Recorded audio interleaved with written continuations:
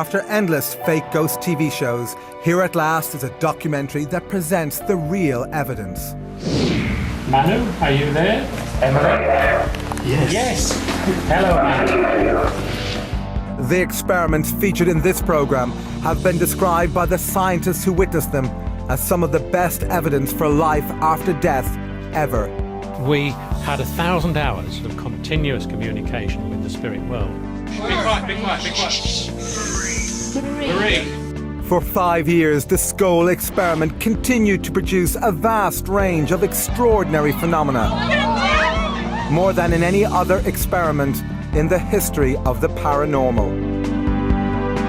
It was witnessed by hundreds of visitors and monitored by a team of internationally renowned scientists and investigators. I must stress, it changes your paradigm. What they claim to have seen and recorded is so shocking that many will find it unbelievable. The table levitated and began to spin very rapidly. I'm not at all convinced that there is such a thing as life after death. In the US, we put psychic Alison Dubois, the inspiration behind the hit TV show Medium, to the test. Could she communicate with one of the leading Scole researchers after his tragic death? Is there a doctor in the house? And we meet this woman. I'll just never be this age again. She says she can pick up the voice of her dead son on this simple tape recorder. We also followed the Scole group to Italy, where they conducted seances with Marcello Bacci, one of the world's most unusual mediums. For decades, grieving parents say they can talk to their dead children via his radio.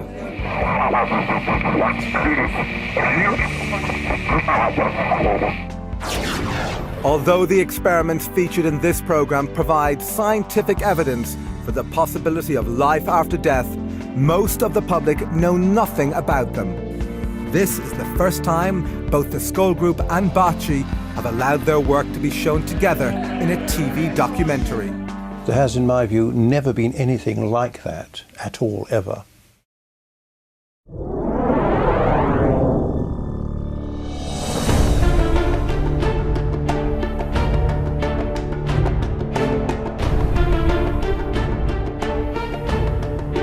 In the mid-1990s, in the tiny English village of Scole, one of the most remarkable experiments ever attempted in communication with the dead took place in the cellar of this house. The Scole experimental group who conducted these experiments consisted of Diana and Alan Bennett, two of Britain's most accomplished mediums, as well as organisers and investigators Robin and Sandra Foy. Hi, hello there. Nice to see you. For 5 years, twice a week, the group would meet in this tiny cellar.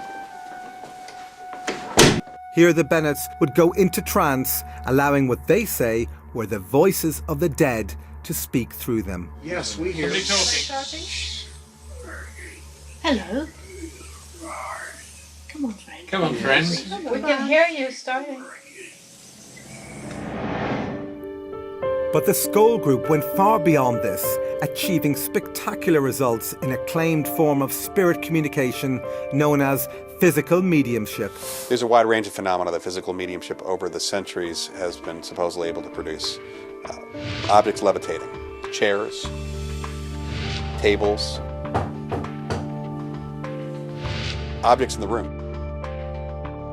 Apports and teleportation, in other words, things just dropping out of nowhere. Sometimes things disappearing and reappearing. Apparent spirit hands, apparent spirit forms. Things that people can see happening. There's an effect on real objective things based on, supposedly, the communication or contact between a medium and the spirit world. The spirits are using the medium as a conduit to cause these events to happen.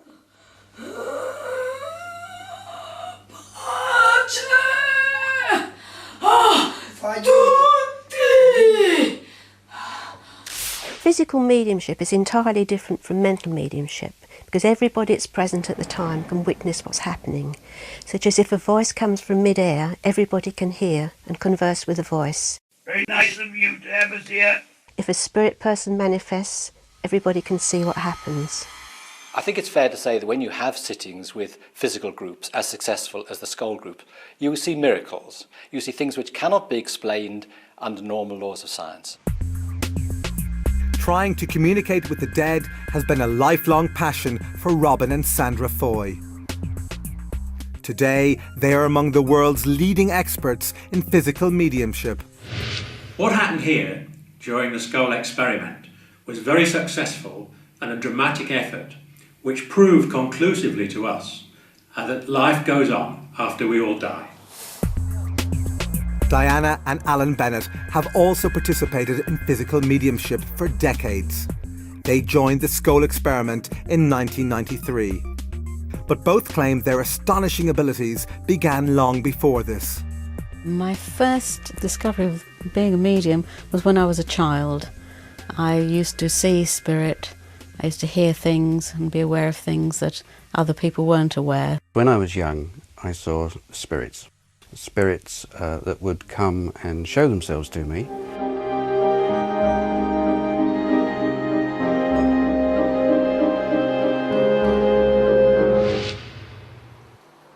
I think the greatest effort come from the spirit side.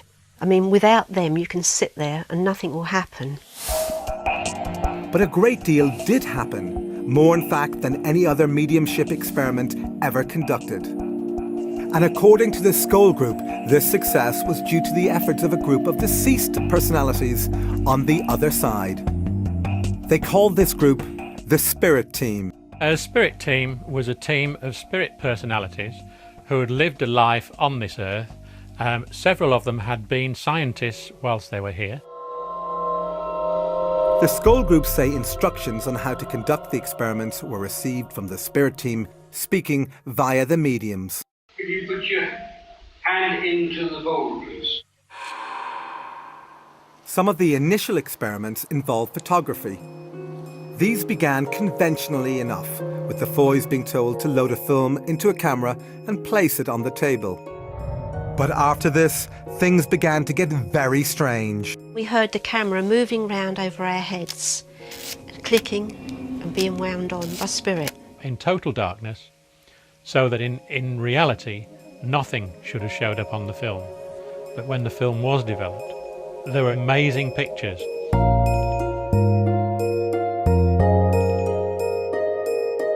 Wartime pictures of St. Paul's, of a bus that was blown apart in the Blitz. Quite amazing stuff. It was never explained to us exactly why we got these particular pictures, other than the fact that we had a separate photographic spirit team working with us at that stage, who were practicing their art and seeing what they could achieve. Some films contained images of faces, including human faces, in various stages of formation. There were a series that appeared to represent bubbles and various other things coming together, partial faces, etc. We were told that what we were seeing were areas of communication within the spirit world.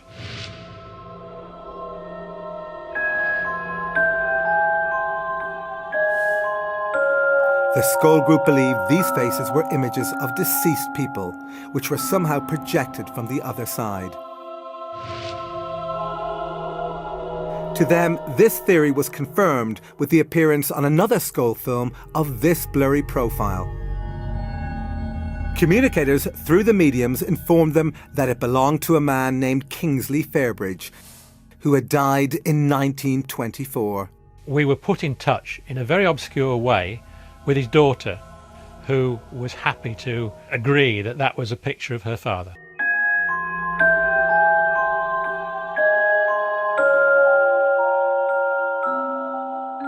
In the next experiments, the Scole group say they were able to create these images not only in total darkness, but without the use of a camera. We were asked by the spirit team to put a totally unopened Polaroid 35mm film just in its plastic container. If the spirit team felt that they'd achieved a result, we were asked to develop it. This could be done immediately in a special processing machine. You can imagine our surprise when we brought this film up, they'd never been opened, put it through the processor and viewed it, and there was images and faces and writing. How do you explain it was there, you know? In order to counter accusations that they faked these images, the group invited independent investigators to select the films. I checked the box, which was factory sealed, identifiable by the glue marks. He then broke the seal, signed the plastic film container and carried it into the session where it remained on the table. But could it have been switched? I'm 100% certain that the film I selected was the same film that was returned to me at the end of the session. The film was immediately processed in front of him. Halfway along the film, we could see a Latin statement. The Spirit team had said that they'd worked on the film, and lo and behold, there it was.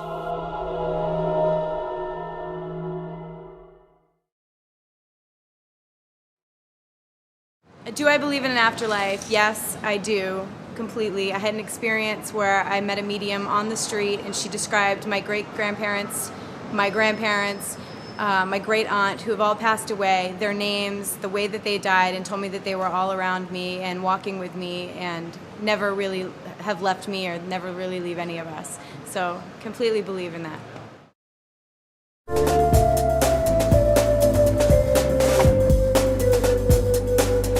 News of the remarkable events at Scole reached Italy, where the Scole group travelled to meet one of the world's most unusual mediums. Marcello Bacci amazes visitors and scientific investigators who say they can hear the dead speaking through his old vacuum tube radio.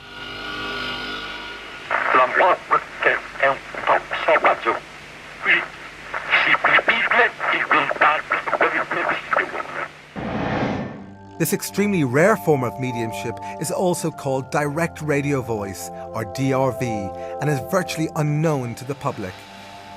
With it, experimenters believe that two-way conversations with the dead are possible. But could the Scole group communicate through Bacci's radio? Manu, are you there?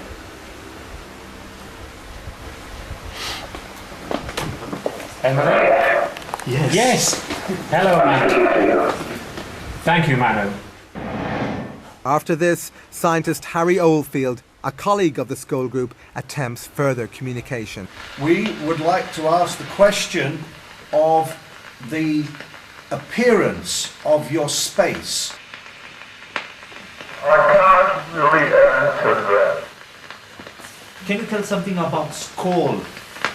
Did I appear to be aware of what you're doing in direct contact with them? Thank you. Will the work progress? Certainly. Thank you. This is what I needed to know. Experts say that Bacci's ability to invite the spirits to speak through his radio is usually so reliable he conducts regular sessions. This seems highly improbable, but these grieving parents don't think so. The walls are littered with pictures of dead loved ones. Parents clearly recognise the voices as belonging to their departed children. Mamma l'ha visto, ma che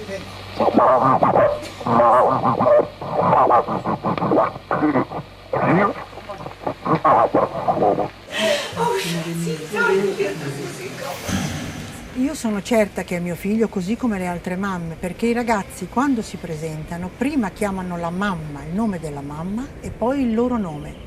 A parte poi che la voce è quella di mio figlio, l'ho già detto, quindi è inutile che lo ridica. Da non dimenticare, tuo figlio, perché io ho aspettato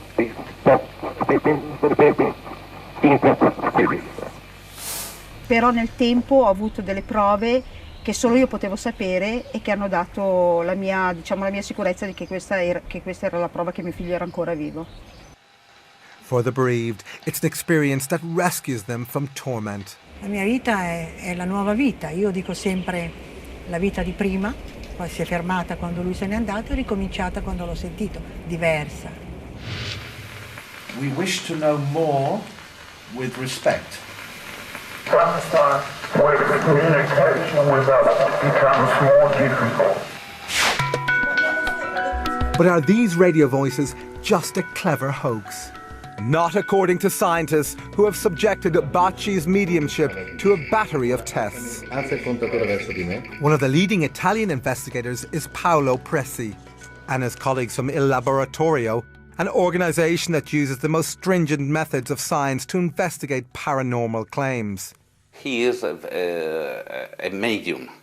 Surely is a medium because all happen when he is present on the experiments. Using software endorsed by the FBI, Il Laboratorio have conducted voice print analysis. Like a fingerprint, a voice print is unique. It can therefore be used to determine someone's identity with near certainty. They compared voice prints from two audio samples. One was the voice of Chiara Lenzi, recorded before she died. The other came out of Bacci's radio after her death and was clearly recognised by her father. The comparison produced a 97% match.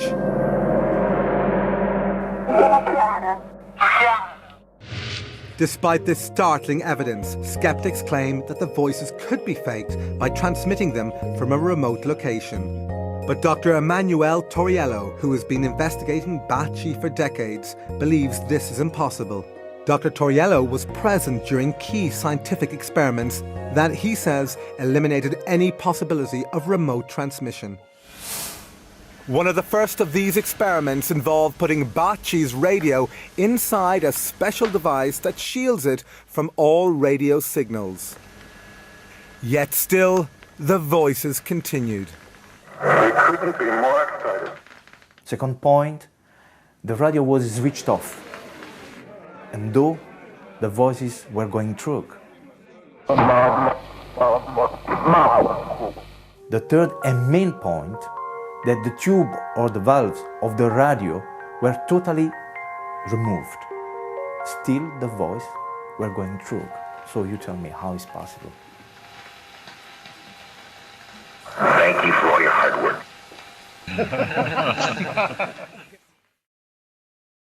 Do you believe in the possibility of life after death? No, I believe in a long, long sleep, baby. Back at Scole, the phenomena were continuing to progress. Nearly all of them took place in this tiny brick cellar, affectionately called the Scole hole. It was here that the two mediums would go into trance, allowing what they say were deceased personalities to take over their bodies. Hello. But just how difficult was it to summon the departed? I think possibly we sat about twice a week for a year before we really got anything significant happen, just minor phenomena up to then. But the group's determination and patience paid off. By 1995, visitors were reporting that the Scole hole was alive with extraordinary phenomena.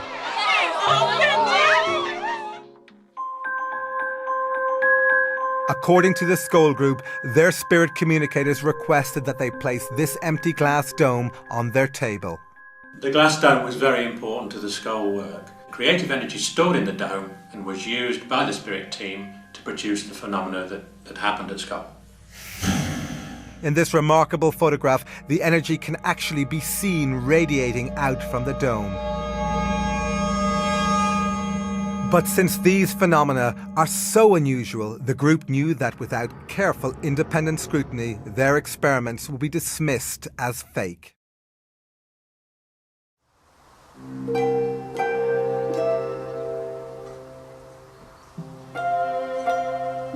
Therefore, the group allowed their experiments to be monitored by a team of scientists and paranormal investigators from the Society for Psychical Research, or SPR, based in London. For over a century, the SPR has specialised in examining paranormal phenomena in an unbiased and scientific way. Among its members have been some of Britain's most accomplished scientists, including a dozen Nobel laureates. Its investigators have exposed many fake mediums. they are not easily fooled. One of the leading researchers into Scole was veteran SPR member Montague Keane. Initially, we were all pretty sceptical because what had been claimed seemed so way out. Another key researcher was Dr. Arthur Ellison, an emeritus professor of electrical engineering and a former president of the SPR. No scientist of any kind would ever say that anything could not possibly happen. The third principal investigator was research psychologist Dr. David Fontana. Professor Fontana is one of the world's most respected paranormal investigators. Paranormal is that mysterious area behind the seen and the known world. And since most of the world is unseen and unknown, and most of the world is full of mystery, for me it's a fascinating and absorbing area. To preclude the possibility of fraud, these scientists were allowed to inspect the cellar and all its contents before and after sessions. All participants had to empty their pockets and leave their belongings outside. The cellar had only one entrance, and this door was kept locked during all sessions. Despite these precautions, the incredible events at Scole continued unabated, and the SPR investigators reported what they saw in graphic terms. We saw coloured lights, we saw materialisations, we had direct voices, that is, spirit voices talking from the air. We were touched by the spirits. We saw a whole range of phenomena which could not be mistaken by three investigators such as ourselves. In the spirit of openness, the Scole group allowed more investigators to scrutinise their sessions. These included leading scientists from several disciplines, even a professional magician. One of the scientists was the internationally renowned biologist and author, Dr. Rupert Sheldrake. Science has done very little to investigate the afterlife or reincarnation. Most materialists assume that both of them are impossible. So there's a kind of dogmatic denial by some scientists of the possibility of these things. But I wouldn't say that was a scientific understanding. I would say that was a dogmatic, ideologically motivated dismissal. The only way to have a scientific understanding is to do the research. We had a number of different professors of different disciplines to come, and sometimes they could test their expertise against the expertise on the other side. For example, Professor Archie Roy, who's an astronomer and specialises in the movement of celestial bodies, had a discussion with the other side about celestial mechanics. And he said afterwards that he thought there were only about half a dozen people in the country who would know exactly what they were talking about.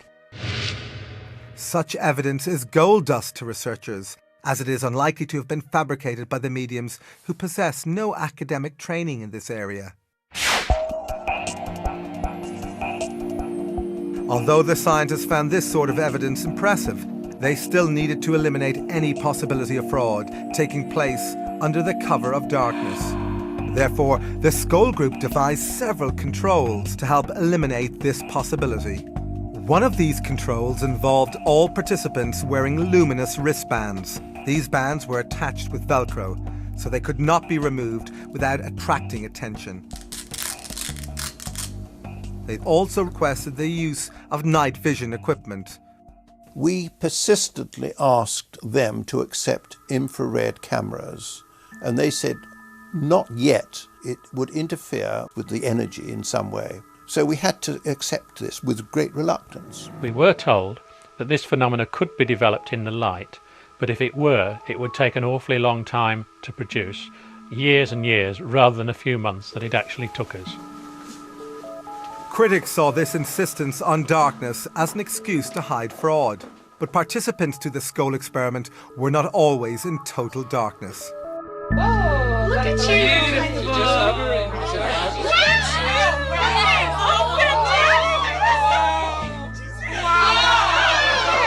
There were various shapes, generally like a pea-sized light, and it had substance. They would come and sit on your hand, you could feel them. They were intelligently directed and intelligently moving, and would be responsive to our wishes, whether expressed or silent.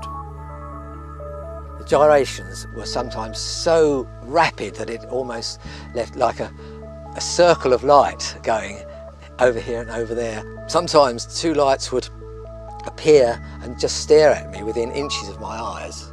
I thought at first that the lights must be small light-emitting diodes suspended on the end of nylon fishing line. Then suddenly a light would start to do a tap dance on the table, bouncing up and down on the table, and you could hear it click as it rebounded from the table. And suddenly it went pop, went through the table and came out the other side. Now, no nylon fishing line explanation would account for it going through an apparently solid, well, it was a solid object, a table. The lights also had another rather strange trick up their sleeve, if I may talk about lights as having sleeves, and that was to pass through bodies. I was actually used as a guinea pig in the early days to see how it felt and to develop the phenomena. And this light would actually enter through my chest, and then 3 minutes later it would probably pop out of the arm or something and disappear across the room. This was being developed to produce a healing phenomena. I have this bad knee, and at one point we had a light that was moving around the room and rested on my knee for a minute and suddenly moved inside my knee. Yeah, she just went into my bad knee. I could feel it moving around on my knee and then all of a sudden shot out the back of my leg and took off. The pain was greatly reduced and the swelling that had been in it that day was gone, and that was a huge, wonderful thing to happen. Visitors declared themselves delighted by these displays, but they were astonished to hear voices of what they say were spirit personalities talking through the mediums. We had 1,000 hours of communication during the Scole experiment, 1,000 hours of continuous communication with the spirit world. Be quiet, be quiet, be quiet. Shh. Emily, when did you live on the Earth? Oh, a long time ago now. 19th century? Yes. In this dramatic form of spirit communication, the mediums go into trance, during which time, they say, spirits take over their bodies and speak through them. It's the love that connects people. Right. And the rest doesn't matter a jot. So what's it like to supposedly talk to the dead in this way? It becomes very natural, and actually talking to somebody who is deceased, if you like, is a natural thing, purely and simply because it's the same as you talking to me here in this room at this very moment. There's no difference other than the fact that we are aware that they're no longer in this world. And not be frightened in any way. But could the mediums have just been acting? The researchers didn't think so. The voices were quite different from those of the mediums themselves, and the personalities behind the voices were not only quite different, but were very consistent. Even the accents were. But it wasn't just the consistency of the accents that impressed the researchers. They reported that the personalities also remembered every detail of all conversations spoken to visitors over a 5-year period. Add to those skills the ability to read minds. This apparently occurred when a female spirit spoke to the group. She would tell us what was going to happen. She would comment on what we were doing and sometimes what we were thinking.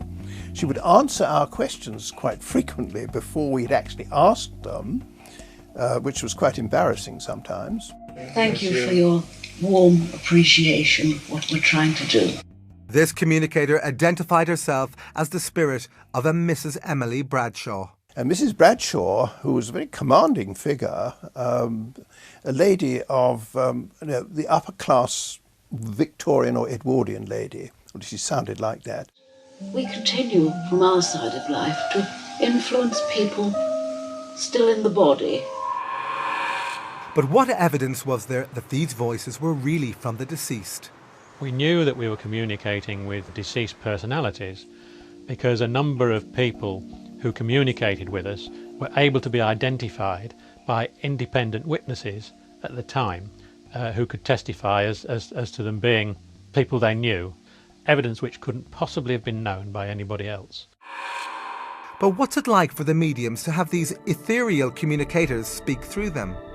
Those sensations become more and more intense and build up to a point where I feel the personality actually taking part of my senses over. I become more and more unaware of my own body and also more and more unaware of my own thoughts.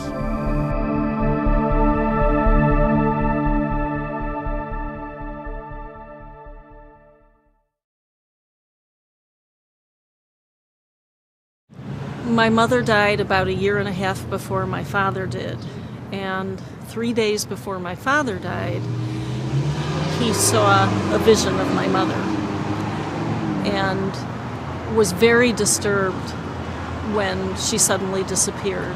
And I believe that his death coincided with that vision of her and wanting to see her again.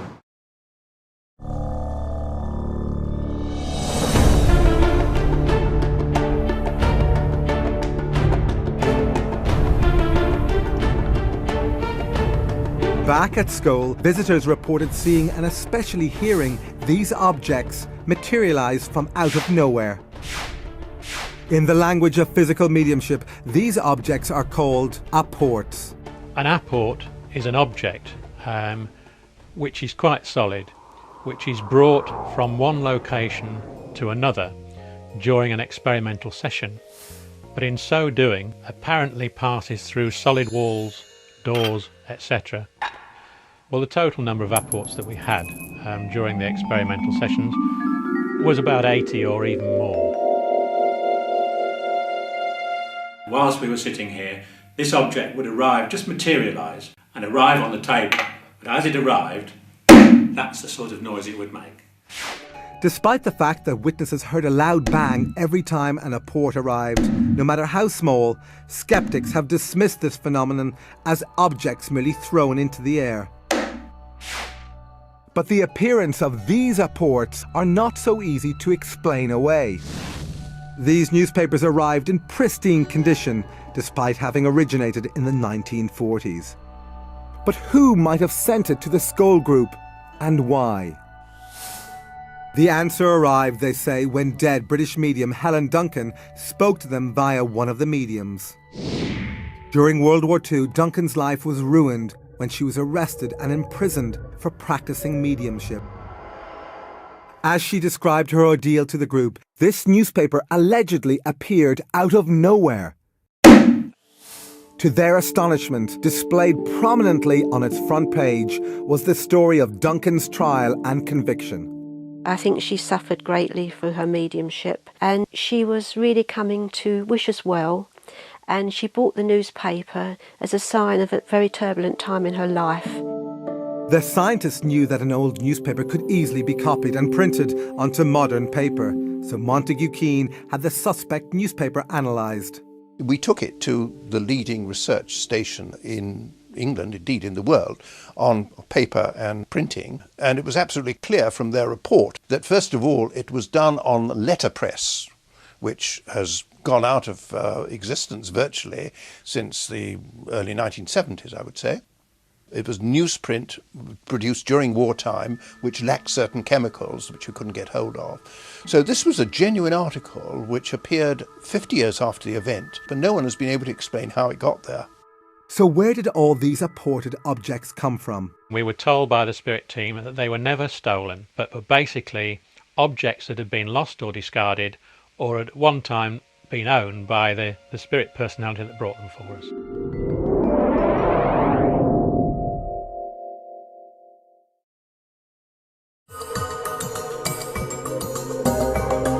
Back in Italy, we were given unique access to film one of Bacci's private seances. But Tim, now you have to sit somewhere and sit. Not in my back. Not in my back. Somewhere that you can, yes. Despite the loss of this camera, we were allowed to continue using this night shot camera to record the seance, which took place in total darkness.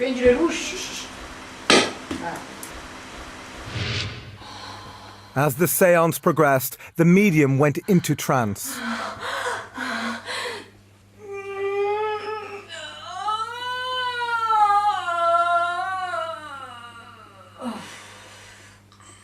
We were hoping to capture what visitors to Scole said they had witnessed, the levitation of solid objects.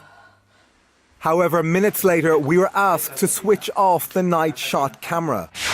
But secretly, we kept it running. And what we captured was truly astonishing. This heavy oak table rose into the air.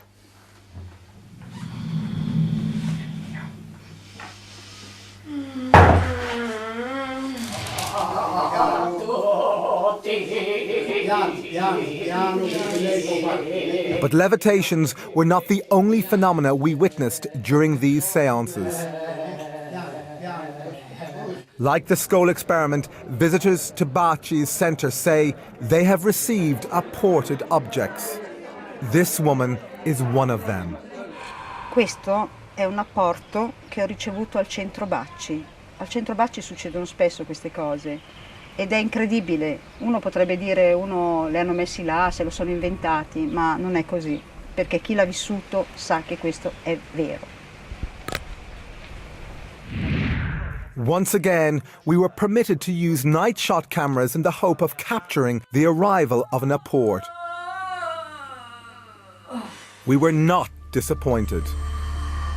With the medium in trance, the camera crew were astonished when, out of nowhere, they felt these flowers falling on them. Nulla non mi fate. Che sta succedendo? Io non sto capendo nulla non mi fate. Che sta succedendo? Io non sto capendo che bisogna With the lights on, people reacted in amazement at just how many flowers had appeared. This one is gone in his hand. Sì, così. Così, proprio in mano. Così. As they collected them, we continued our filming. You see, it has been ripped. It has been ripped. See, it is fresh. Although we saw no signs of trickery, this séance was not conducted under controlled conditions. Therefore, critics could claim it was possible for someone to have thrown the flowers into the room. But apports which have a specific connection to departed loved ones frequently appear at the centre. Connections that Baci has no previous knowledge of. Sempre la prima sera mi è arrivato un apporto, una foglia di giada di questa grandezza, identica alla foglia che mio figlio aveva sulla tuta della foto che io ho portato quella sera per far conoscere mio figlio, ma che nessuno ancora aveva mai visto. Identica. This woman said that a single red rose was apported into her hand. She was also convinced it came from her dead son, because every week, she told us, she placed an identical flower on his grave.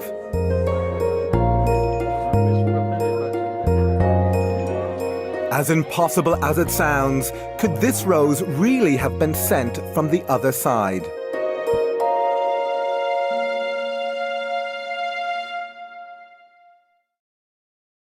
I'm not sure that I do believe in the afterlife. I think it's because I'd like to have final rest when I die rather than have to think about coming back as something else.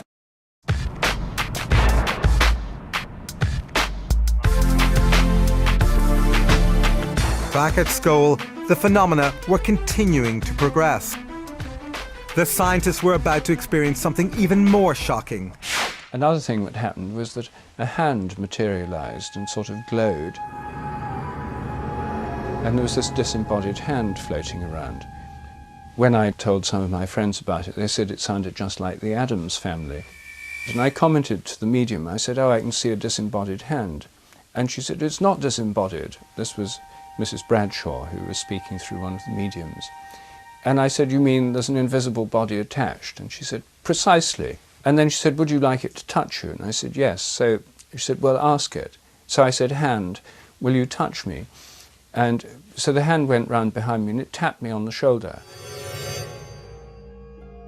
But could these hands have been hoaxed? This visitor who felt the truncated length of a disembodied arm didn't think so. And I was so startled, I moved my hand and it traveled right up a sleeve. There was a sleeve, like a cotton sleeve, very much like this, right up to the shoulder, and then it just stopped. There was nothing beyond where the shoulder would have been. It was a really amazing experience. Is it a hand? Oh, yes, yes, oh, yes. You see the hand? Yes, yes, it's a hand. Finger pointing. Stretch out a finger to point. Finger pointing on the hand. Oh, I see it, yes. Sometimes we would be touched by these hands. Sometimes we would invite them to touch us. Sometimes they would touch us on our knees, let's say, or on our feet, which, as it was a fraud-proof table, were inaccessible to the mediums themselves. So what's it like to touch one of these spirit hands? It felt cool, but not cold. It didn't feel clammy, it didn't feel slimy, it felt like a normal human hand, and it grasped my hand firmly. The unseen communicators told the scientists that they usually materialized a hand or an arm because it was easier than materializing a full body. But some cases of full bodies being materialized were reported. I had the presence, the physical presence, of my mother, my father, and my sister, all in solid form, standing in front of me, all of whom I was able to hold, to embrace, carry out conversations with them. I've witnessed it so many times, it just becomes a normal thing. Normal is a word strained by the experiences of the Scole experiment. And there was nothing normal when patches of light floated over the scientists' heads and slowly changed into spectral forms. The diffused patches of light would take the form just of a human face, moving round the room with the direct voice, very, very faintly, coming from the diffused patch of light, and the lips moving, again, very faintly. As I stared at the face, it was noticeably smaller than a normal size head. But within the face itself, features were clearly visible. We could see the glistening of the eyes, we could see the eyes moving. And even more remarkable forms were to appear. They looked like angelic forms. Is that what's under my hands? Oh my goodness, look at that! And I was very fortunate that one came and landed on my hand.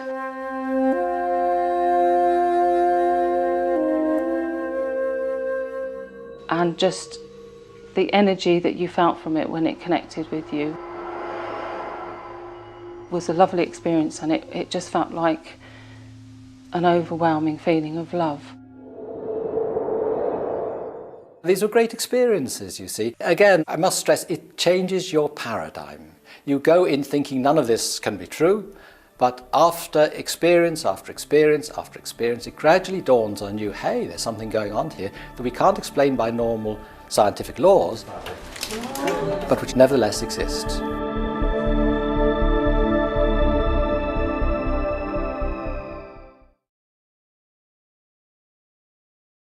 Years ago, I was staying in this very old inn, and I actually saw somebody come out from the wall and walk through and just disappear again. And I just believe there are people that are trapped between here and the next world.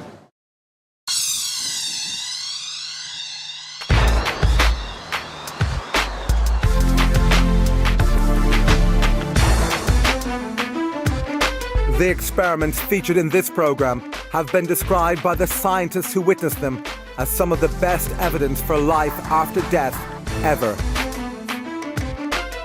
After 2 years of intense effort, the Scole experiment began to produce more phenomena than in any mediumship experiment in the history of the paranormal.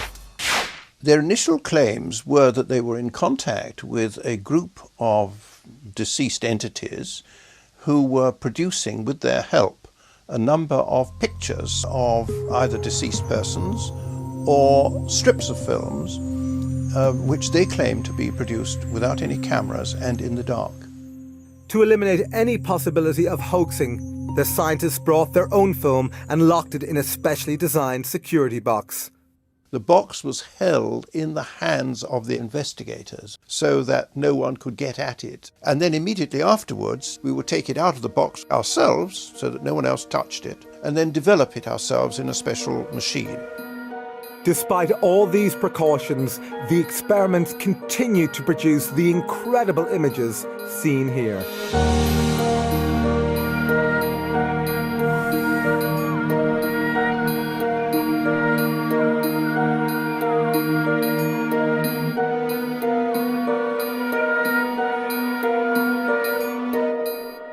They were able to achieve whole lengths of film, sometimes up to as much as 4 feet, with various words, symbols, messages, all sorts of different things on that film. Other films contained poems in centuries-old German and fragments of Greek, Chinese, Hebrew, Latin, and even Sanskrit. The Scole group were ordinary people with no knowledge of these languages.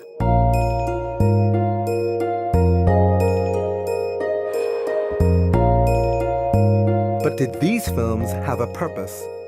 If dead personalities were producing these images, why did they apparently design some of them as complex puzzles? Providing something which is a puzzle, which is difficult to solve, is simply because it is difficult to solve. It isn't readily available. It can't be easily attributable to the person sitting around the table. Despite lengthy investigations, the possible authors of some of the films, like this German poem, proved impossible to trace. But others were easier to track down. This one contains a poem by Frederick Myers. Intriguingly, Myers was one of the founders of the SPR and a passionate researcher into the evidence for life after death. Before he died in 1901, he promised his colleagues at the SPR that he would try to communicate with them from the other side. Could this film actually represent evidence of the afterlife sent by one of its greatest investigators? Mostly the researchers were unclear as to who might have created these films. However, there were clues as to who the ghostly authors might be in the form of initials or signatures. For example, in this film, the signature appears to belong to the dead singer and actor Ivor Novello. This was received on one of the Scole films. Compare it to Novello's actual signature.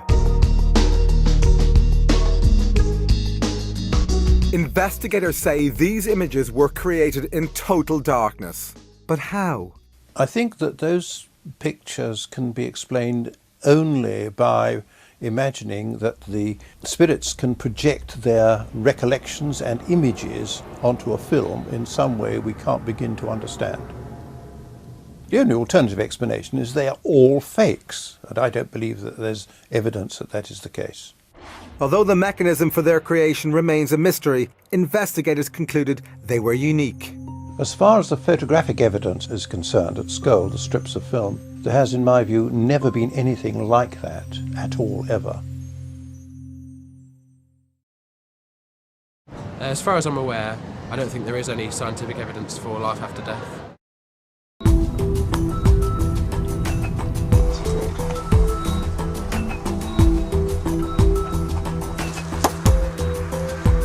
Spurred on by the photographic experiments, the Scole group began a series of video experiments called Project Alice, after Alice through the looking glass. Their ambition was nothing less than to try and capture moving images sent from the spirit world. The Scole group insists that instructions on how to position the camera and mirrors came from their spirit communicators. They were told to set up a video camera in the dark cellar, aim it at a pair of mirrors so that it could only film its own viewfinder. While it was recording, nothing unusual was seen. But when the tape was played back, these remarkable pictures appeared. We had images on the video, sometimes of what looked like a tunnel of light. Other times, spirit faces were coming towards us.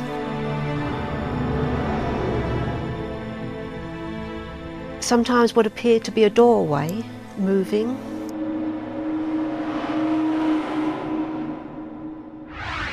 Skeptics claim these images were created by video feedback, occurring when a camera records its own output.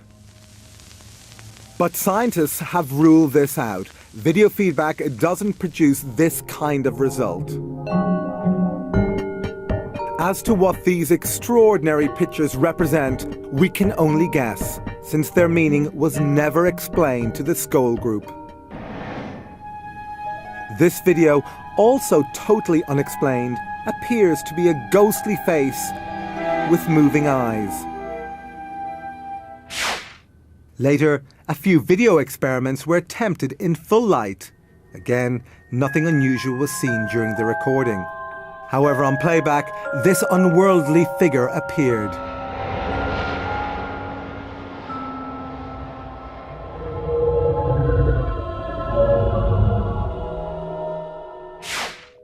But was it possible for the Scole group to have faked these images? Not according to the investigator who monitored these experiments, Swiss lawyer and businessman Dr. Hans Scher.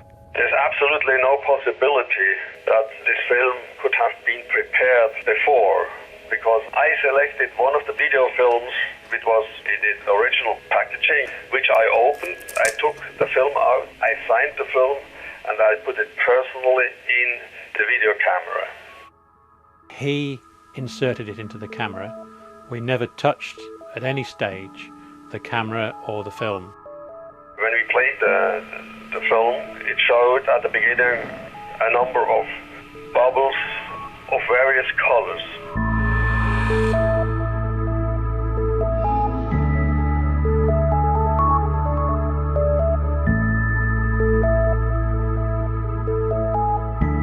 But there was one particular bubble on there in which the face of a person appeared, and it was a man with spectacles. Although Dr. Scher did not recognise this face, the Scole group thought it might have belonged to someone who was trying to communicate with him from the afterlife.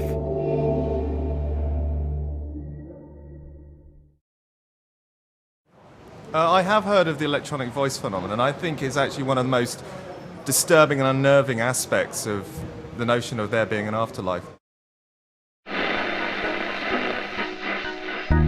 Attempting to capture spirit voices via technical devices like radios and tape recorders has a long tradition that goes back to the last century. Today, there are tens of thousands of people around the world who say they have captured the voices of the dead on simple tape recorders. Feeling spirit. This is known as the electronic voice phenomena, or EVP, and was recently popularized in the Hollywood blockbuster White Noise.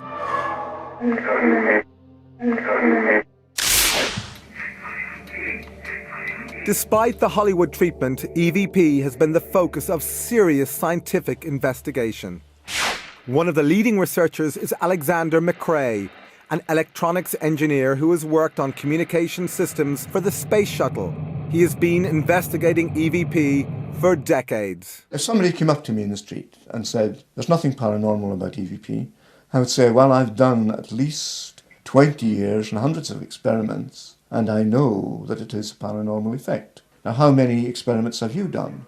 But skeptics insist that EVP is nothing more than the random pickup of broadcast signals like radio and TV. To test this theory, McRae tried to obtain EVP inside a laboratory that was fully shielded against radio and sound waves.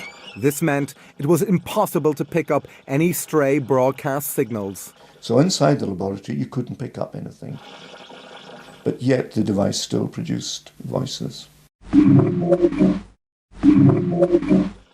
Although this audio sample is hard to understand, the very fact it was recorded defies all known laws of science. One experimenter of EVP is Vicky Talbot, who lost her son Braden in a boating accident in 2001. Okay, I'm coming down into Wildcat Cove right now, which is the cove that my son departed from and did not return. Ever since then, she says she can record and recognize his voice using this digital recorder. Well, that's Braden. What has really convinced me is the way he speaks, the stress, the intonation. Sometimes he sounds exactly as he did in life. Happy New Year. He will use certain phrases that we used to use. He will say certain things that will identify himself as the person that he was in life. I am convinced, personally, that I am communicating with my son. Like visitors to Scole and to Bachi's centre, EVP practitioners find comfort in the belief that they can still communicate with loved ones. But even this conviction can't make up for the unbearable burden of losing a child. These just make me want to cry, just looking at him. You'll just never be this age again or do that again. What matters is the love that you have for your family. That's what really matters, and not to screw it up, and to remember they can be gone in a flash. You know, these other people, I feel so sorry for them because they have no way of communicating with those that they have lost. And they go around thinking, if only, if only, if only. I don't have to think that. And that's a good thing.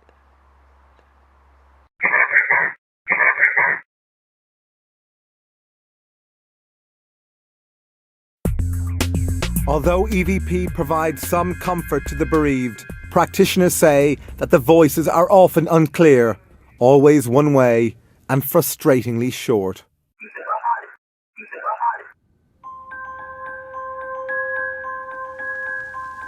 One way that we also communicated with spirit, and which was a very effective way, was by use of an ordinary, very cheap tape recorder whose amplifiers were used by the spirit team to carry on a two-way conversation with us. We inspected this machine and found it was completely normal. Earlier, its built-in microphone had been removed to eliminate the possibility of recording anything. When the machine, which contained a blank cassette, was activated, witnesses were astonished when they heard this voice asking them a question. Yes, Scole experimental group. Experimenting with audio and yes. Historic moment it is. The Scole group say that their spirit communicators suggested ways of improving their experiments. For example, they told Professor Ellison, one of the SPR scientists, how to build a device for boosting communications via the tape recorder. But this information arrived in a very strange way.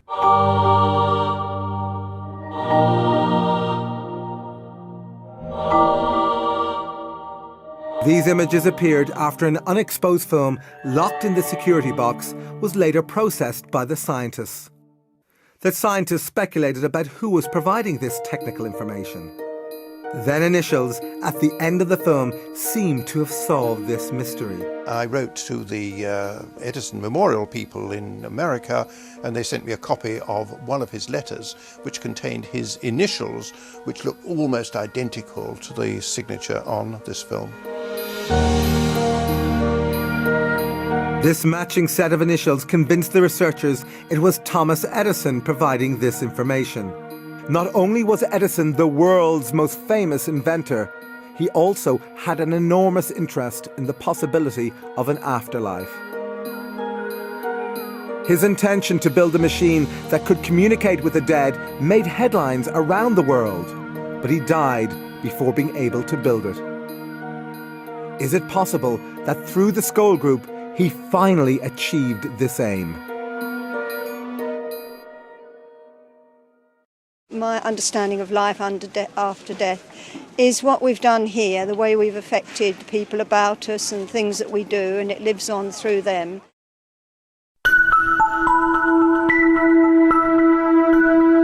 Spirit voices speaking through the mediums. Spirit communication written on sealed film in locked boxes. All these incredible phenomena. But could the scientists have been tricked? Skeptics are often unaware of the amount of experience and the amount of knowledge that goes into investigations of this kind. Between the three investigators, you could say we'd had 50 years and more. We know all the tricks. I don't see how it could be faked. It's impossible.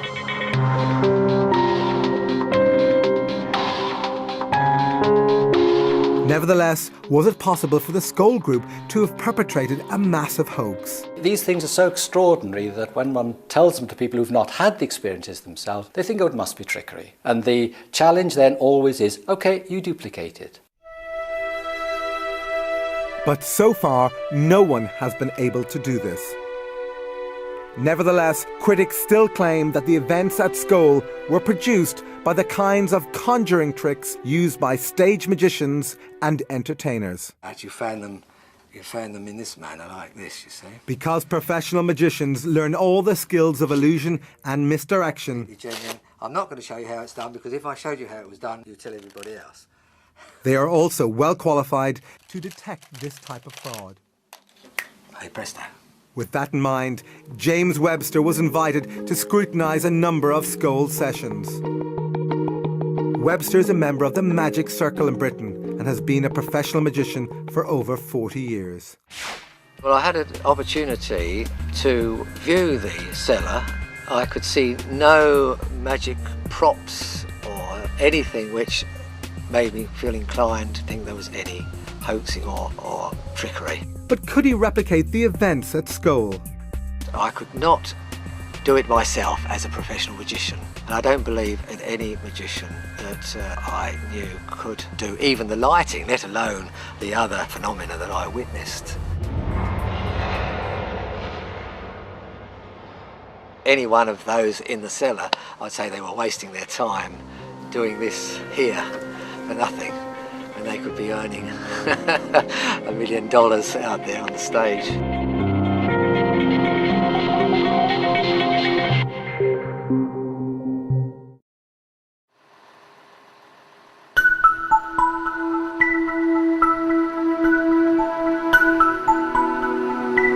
In 1999, after an exhaustive 2-year investigation, the investigators published their conclusions in the SPR's official proceedings.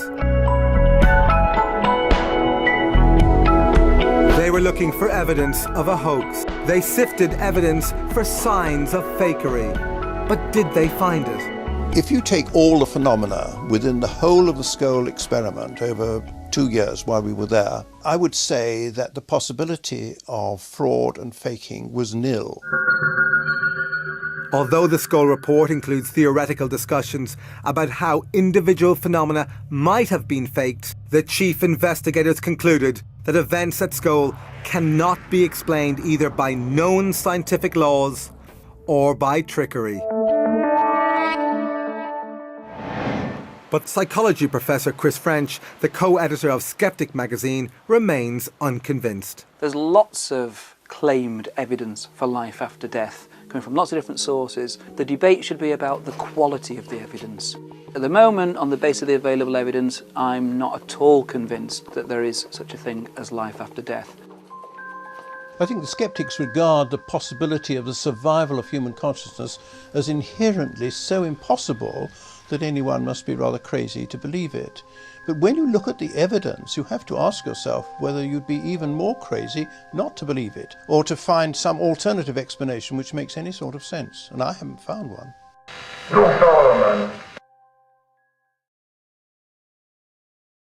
When we die, we go into another world. A lot of worlds. 3,665 worlds. How can you be so specific? Because I read it in the Bible. News of the amazing events at Scole spread around the world. In 1997, they were invited to hold sessions in 4 European countries and the United States. Some of the most successful sessions occurred in the Los Angeles home of Brian Hurst. We wanted to see whether it could also take place so many thousands of miles away from Scole, here in Southern California. Hurst's converted garage was the venue for 8 sessions. As many as 30 people attended each one. Oh, hi! Hello, Cynthia. Hi, nice how to are see you? you. Great. Before each session, investigators carefully inspected the room. Many people went in at different times before the sessions, and there was no paraphernalia, there was nothing hidden there at all. Despite being interviewed a decade after the Scole experiment, these witnesses are still profoundly moved by what they saw. There was so much phenomena going on. It was really overwhelming. As with most sessions, visitors began by sitting quietly in total darkness. Then they started hearing the voices of the spirit team speaking through the mediums. Be quiet, be quiet, be quiet. Marie. Then the darkened room burst into life. Is that cool? Look at that. that. That is awesome. Wow. It's like a firefly. Like fireworks. Wow. And then it would go up to the rafters of the garage and come down and thunk hard like a big rock hitting the table and then disappear. Just gone through the table. As well as these amazing balls of light, furniture in the room began to move. We had a table in the center of the room that had crystals on it. It's moving. The table is indeed levitating. The table levitated, was turned on its side, and began to spin very rapidly. The crystals never fell off. Even if there hadn't been crystals on the table, it would have been impossible to have turned the table sideways and rotated it with the speed at which it rotated. And we could see this because there were luminescent strips on the table. And it began to spin around actually so rapidly it almost looked like a pinwheel. As well as familiar spirit communicators, other voices the group say belong to dead relatives also attempted to communicate.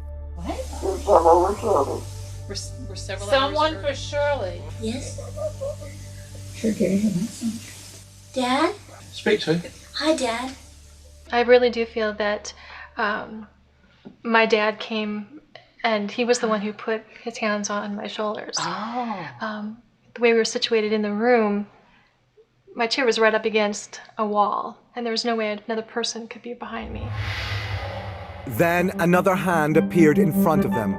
But who did it belong to? There was a particular communicator called Reg Lawrence, who was an engineer in his lifetime and who became very expert at producing voices from midair. Hello, Reg. Hello, Brian. Very nice of you to have us here. He just touched my hand. Oh, yes. Oh, he's stroking it. It's slightly cold, but it's flesh. He's shaking my hand. Oh my God. Rex, you've made my ear. You made mine. As usual, Lawrence did not communicate through the mediums. Instead, the group could hear his voice projected from different parts of the room. Some of the voices were moving around the room, even high up in the rafter area that somebody would have had to climb up on a ladder to get up there, and there's no way that was happening. The spirit team also came to be regarded as healers by the participants. Has it gone inside you, that light? It's in my chest right now. It goes right there around my heart, and I have a little bit of a heart problem. I was diagnosed with cancer, and a very fast-moving, dangerous cancer. I sat with Scole, and probably 2 to 3 weeks later, I had biopsies again, and they came back completely negative. All of the visitors attending the LA session said the experience changed their lives forever. When you walk out of that room, you definitely feel like you've been exposed to something very extraordinary. We actually saw the spirits. And that's got to be positive evidence for survival. We do live on after death. They certainly proved that to us that night. Being survived in Auschwitz, and also my parents were killed in Auschwitz, including my 11-year-old brother, who was killed on arrival with my parents, and I just cannot accept it that that should be the end of them.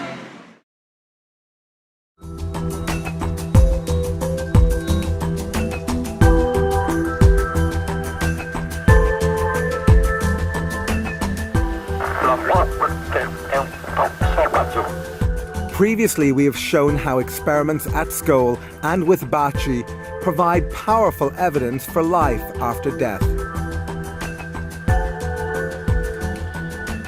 But some researchers think there may be another possible explanation. Could some of the remarkable events shown in this film be the result of human paranormal abilities like psychokinesis, the claimed ability of the mind to directly affect matter? There's an enormous amount of evidence for the existence of psychokinesis. In the laboratory, we're talking mainly about the evidence of human consciousness on random number generators and very small events that can be totally controlled. There is clear evidence that people can affect things. One of the most famous practitioners of psychokinesis, or PK, was a Russian housewife called Nina Kulagina. Kulagina was able to demonstrate her abilities under strictly controlled conditions in front of a team of scientists. Researchers who investigated her were convinced she was able to do this solely by the power of her mind.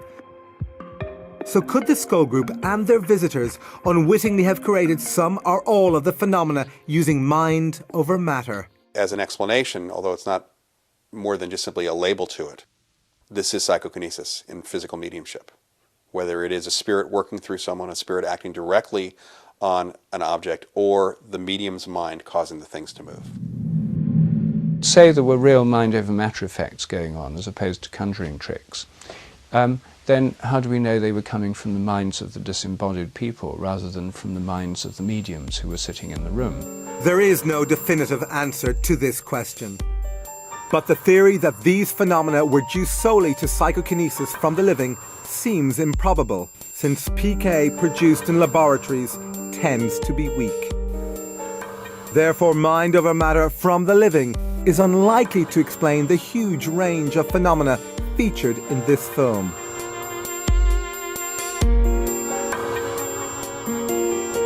Emily, when did you live on the Earth? Oh, a long time ago now. 19th century? Yes. We simply have a number of clues of information which was extremely unlikely to have derived from the subconscious mind or the conscious mind of the medium. And the more impressive those are, the less likely it is that you can say that this is an aspect of mediumship. And the more likely it is, it's an aspect of discarnate communication.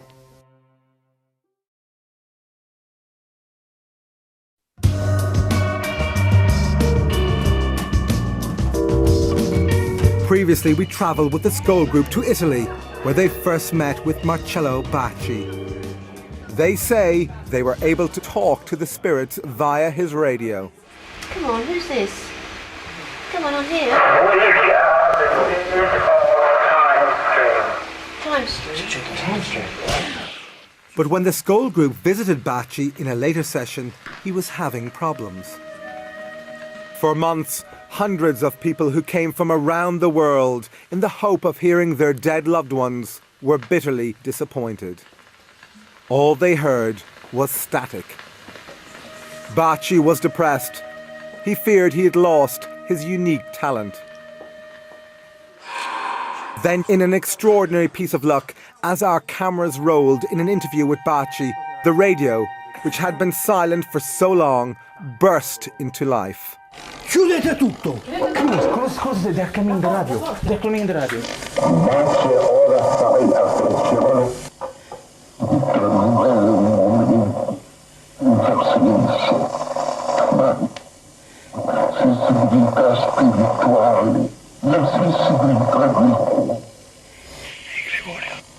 Siete qui a Mamo. Abbiamo fatto molte tentativi e vicinanze a voi. Grazie Gregorio, però ci sono, vi prego, stasera sapete. Bacci's drought was over. When the radio voice stopped, there was celebration. Mamma mia, mamma mia che gli hanno detto. Bacci felt he'd regained his ability to communicate with the spirits. But then joy turned to disappointment as he thought he had failed to record the voice. Madonna, non è partito. No. Era solo il tuo. No, era partito, l'ho spento io, vai. L'ho già messo indietro. Ah, te? Mi fa sì. Poveretto, lo desiderato. Io poi dico, ma l'ho messo io indietro. Once the recording was transcribed, Bacci told us the voice belonged to a spirit called Gregorio, a Catholic friar who had died many years ago. Later, independent researcher Dr. Toriello read the last part of this ghostly message. Man, he passed his time just deceiving himself, okay? But when all of you will be here, where we are, okay? Then you will find the answer to all your questions. I'm sorry, I cannot say more.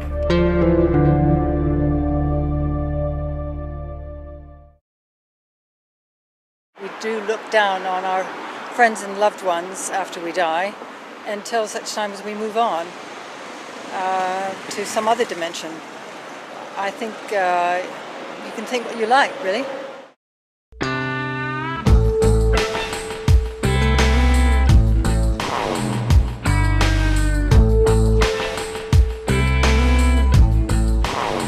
Despite the evidence from Scole and Bacci,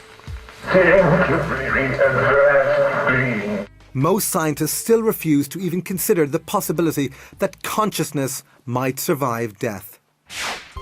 Dr. Rupert Sheldrake, the internationally renowned biologist and Scole investigator, offers an explanation. There's a dominant materialism in science that grew up in the 19th century. It's become part of the culture of science, but it's really a dogmatic belief system rather than a testable theory. What this means is that scientists have become completely focused on the things they can both measure and replicate in labs. Within science, based on a materialist point of view, the mind is the brain. So anything that suggests the mind might be more than the brain goes against the theory, and therefore most scientists don't want to know about it. Another prominent scientist not convinced that consciousness is solely the result of brain activity is Dr. Charles Tart. But that's just a small part of the spectrum. Dr. Tart is Emeritus Professor of Psychology at the University of California and a leading researcher into the evidence for life after death. The idea that survival of bodily death is impossible and that we're nothing but our brains and bodies is really a function of an outmoded view in science, a Newtonian worldview. Now, the Newtonian worldview works very well for everyday events, but one of the most interesting things about modern science, especially when you look at stuff like quantum theory, is that the world is far more mysterious than we think.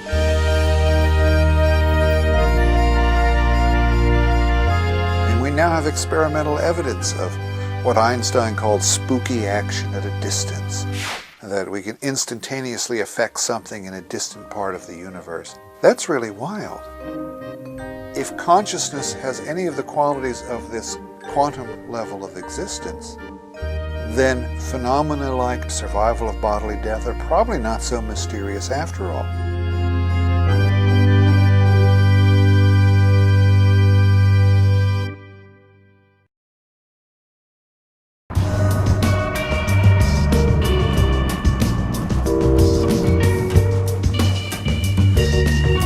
But could quantum theory explain one of the most shocking experiments conducted at Scole? This particular experiment was perhaps the most important experiment of the whole series. Previously, we showed how visitors reported seeing these balls of light appear before them. It's like fireworks. On this occasion, one of them flew inside a large quartz crystal. The crystal then levitated. We could see it glowing, and then descended into a Pyrex bowl. Then Arthur Ellison was invited to pick it up. He picked it up and satisfied himself that it was there and it was glowing, and he put it down again. He was asked right away to pick it up again. He tried to, and his fingers closed right over it.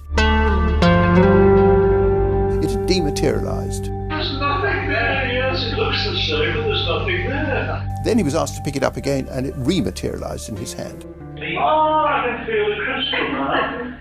Now this dumbfounded him. This is what finally convinced him that this was real, because it couldn't have been faked in any way. And he had his head right over the top of the bowl in order to ensure that no hand or no instrument could interfere with it. Of course, we were totally amazed by this. Things do not materialize and dematerialize. This is against all the laws of nature. We're trained scientists, of course. We know how the world behaves, and it doesn't behave like that. When you really think what we're experiencing now, yes, it's amazing. Miracle, yes. But what does this remarkable demonstration tell us about what might happen after death? The spirit team told us that the experiment with the crystal in the bowl gave a good example of what happened when we die, in that the essence of the crystal remained even when the physical part of the crystal had been removed. Our bodies represent the physical part, but the essence of ourselves remains the same. This, if you like, can be termed the soul.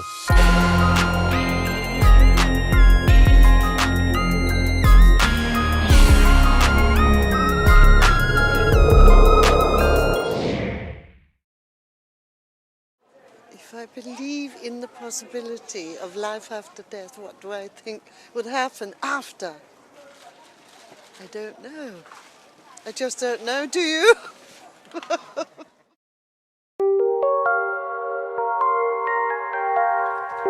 Well, I don't particularly want to have anything other than pure death, and I would rather not believe in survival, but I find it impossible to be intellectually honest and not believe in survival.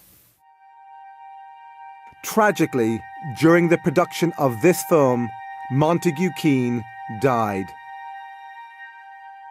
But this gave us the opportunity of testing whether or not he actually got his wish for oblivion. This came in the form of Alison Dubois. Dubois has become one of the most famous mediums in the world after her abilities were dramatized in the hit TV show Medium.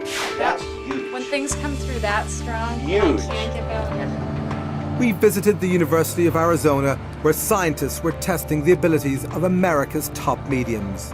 Here we challenged Alison Dubois to contact the spirit of Montague Keane. It's not the same as when you're alive. She was able to conduct her mediumship in full light, in front of the camera, with two researchers seated behind, asking questions. Do you have any idea who this person is? Dubois wasn't given any information about Keane. The only thing she was told was the first name of Keane's widow, Veronica. The fact that he gets to still be here around the people he loves is huge to him. Although many of Dubois' statements were vague, some were astonishingly accurate. He went down at a podium, or no.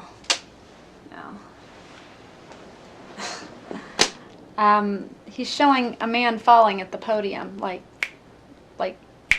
and falls, and he goes down at the podium. Okay. This is important.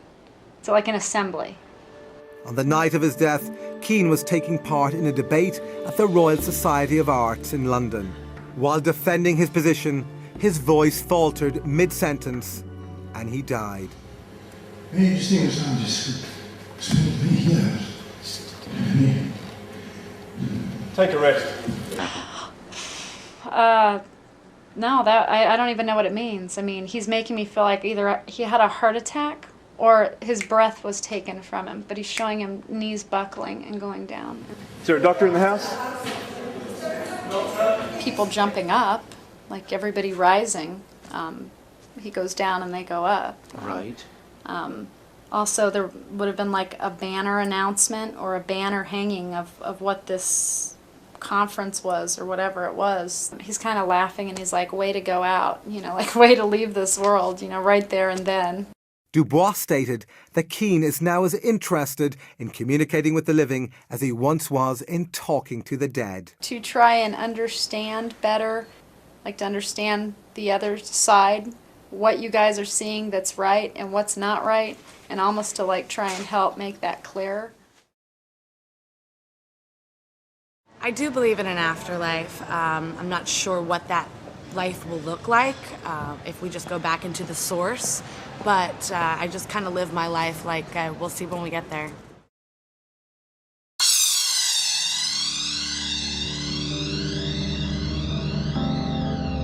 Although some researchers continue to question whether the experiments featured in this film represent convincing evidence for an afterlife, for the leading investigators and participants, there is little doubt it does. We actually saw the spirits.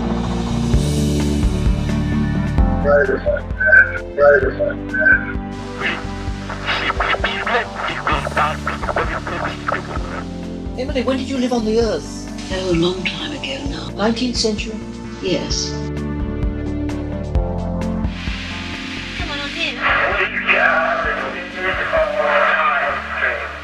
I think we were pushing the barriers further than had ever been pushed before, and I think we just got to the stage where at that time we couldn't go any further.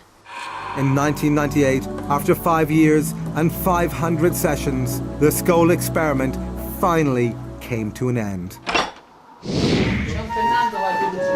The Scole experiment may be over, but today, in Italy, grieving parents continue to report hearing the voices of their dead children on Baci's radio.